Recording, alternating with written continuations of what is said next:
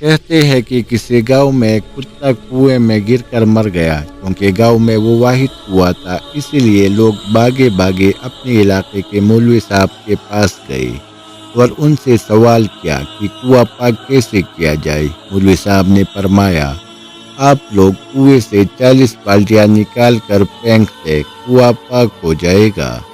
ایک دو دن بعد پھر گاؤں والے مولوی صاحب کے پاس پہنچے اور بولے، حضرت، پانی تو ویسے کا ویسا ہی ہے، آپ کے حکم کے مطابق 40 بالٹیاں پانی نکال کر پھینک دی تھی۔ مولوی صاحب نے یہ بات سن کر پوچھا کہ کیا آپ لوگوں نے کتے کو نکال کر بالٹیاں پھینکی تھی؟ اس پر سب بولے، حضرت، آپ نے بالٹیاں نکالنے کا کہا تھا، کتا نکالنے کا نہیں۔ مولوی صاحب نے کہا، جب تک کتا نہیں نکلے گا پانی نہیں صاف ہوگا۔ ہم بھی گاؤں والوں کی طرح عبادت کرتے ہیں۔